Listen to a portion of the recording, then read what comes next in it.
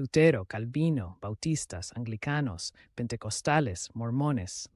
¿De dónde salieron todas estas iglesias? La historia de cómo una sola protesta en una pequeña ciudad alemana se convirtió en decenas de miles de denominaciones diferentes es el mapa del cristianismo moderno.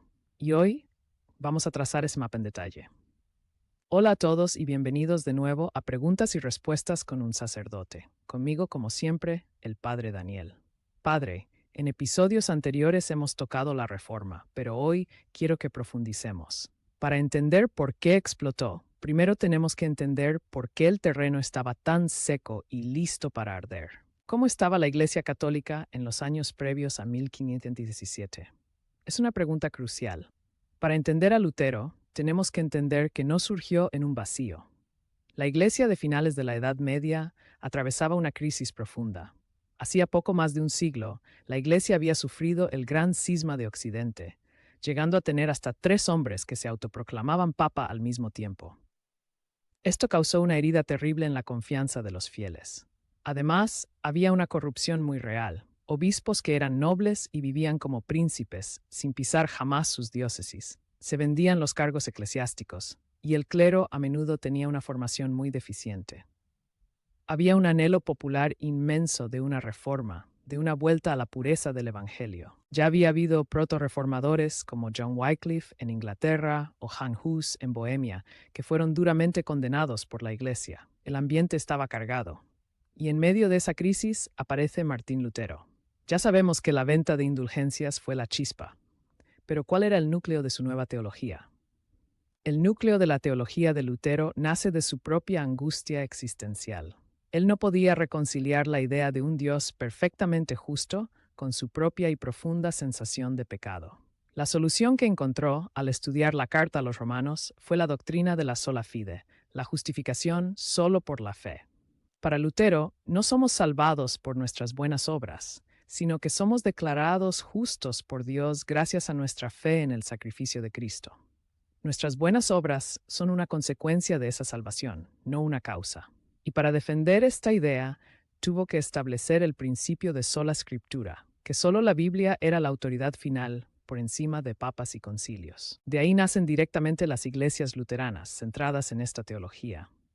Pero Lutero no fue el único. Casi al mismo tiempo en Suiza surge otra figura monumental, Juan Calvino. ¿En qué se diferenciaba de Lutero?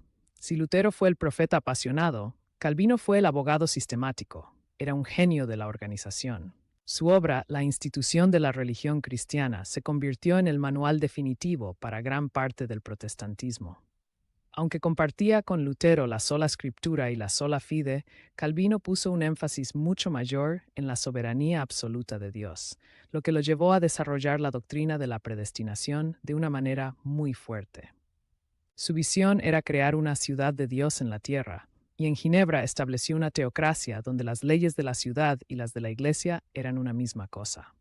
De su teología, tan estructurada y lógica, nacen las iglesias reformadas, y a través del predicador John Knox, la Iglesia Presbiteriana de Escocia, con su sistema de gobierno por consejos de presbíteros o ancianos. Mientras todo este debate teológico ocurría en el continente, en Inglaterra, la ruptura fue por razones muy diferentes, dando origen a los anglicanos. Exactamente. La Reforma inglesa fue un caso único. Empezó como un asunto de Estado, no de fe.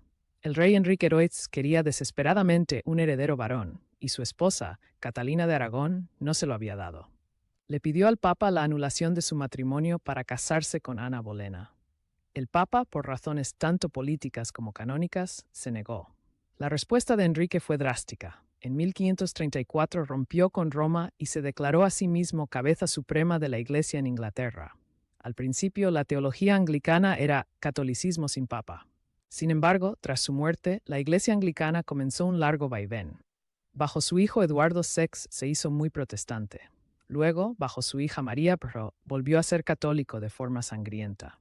Y finalmente, su otra hija Isabel Perso estableció la Vía Media Anglicana, una iglesia con una liturgia y una estructura de obispos de estilo católico, pero con una teología fundamentalmente protestante. Esa identidad híbrida define al anglicanismo hasta hoy. Estas 3 ramas, luterana, calvinista y anglicana, son la reforma magisterial. Pero había grupos más radicales. ¿De dónde surgen los bautistas? Los bautistas son los herederos espirituales de la Reforma Radical. Grupos como los anabaptistas leyeron la Biblia y sintieron que Lutero y Calvino no habían ido lo suficientemente lejos. Se tomaron sola escritura al pie de la letra y dijeron, ¿dónde en la Biblia se bautizan bebés? En ninguna parte. El bautismo es para creyentes que hacen una confesión de fe.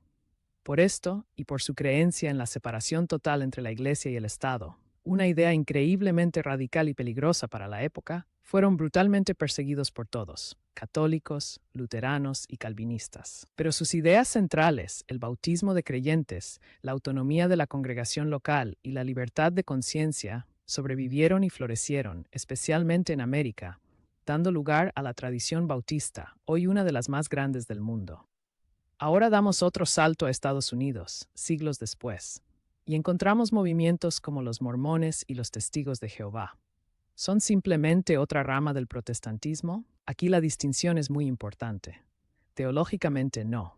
La mayoría de los cristianos no los consideran parte del cristianismo histórico u ortodoxo. Son movimientos restauracionistas.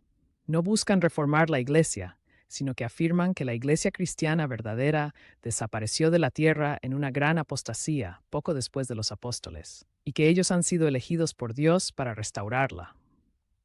Los mormones lo hacen a través de su profeta, Joseph Smith, y un nuevo texto sagrado, el Libro de Mormón, que añade a la Biblia. Y los testigos de Jehová a través de las interpretaciones únicas de la Sociedad Watchtower y su propia traducción de la Biblia.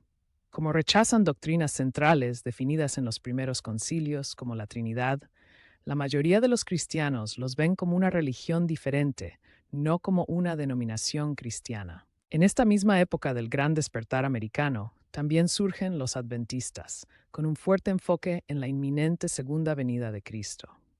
Y para terminar este mapa, a principios del siglo XX, otra explosión de fe, el pentecostalismo.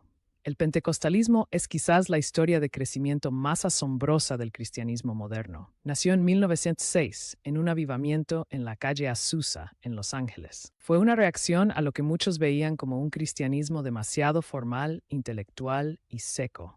La gente anhelaba una experiencia directa y poderosa de Dios. Y eso es lo que ofrece el pentecostalismo, un énfasis radical en la experiencia personal del Espíritu Santo, manifestada en dones carismáticos como el hablar en lenguas, la sanación y la profecía. Es una fe vibrante, emocional y misionera que ha explotado en África, América Latina y Asia, y ha influido en casi todas las demás tradiciones. Padre, este ha sido un recorrido increíble. Desde una disputa sobre indulgencias en Alemania, a un rey inglés queriendo un divorcio, a un avivamiento en Los Ángeles. Es una historia compleja. Lo es. Es la historia de un deseo sincero de encontrar a Dios que, al separarse de la unidad de la tradición y el magisterio, se ramifica en miles de expresiones diferentes. Es un testimonio del poder de la palabra de Dios, pero también una tragedia de la división que nos recuerda la importancia de la oración de Jesús. Padre, que todos sean uno. Padre Daniel, gracias por este mapa tan detallado y esclarecedor. El placer ha sido mío. ¿Y a ustedes, a qué denominación pertenecen o cuál de estas historias les gustaría que exploráramos más a fondo en un futuro video? Compártanlo con respeto en los comentarios. Nos vemos en el próximo episodio.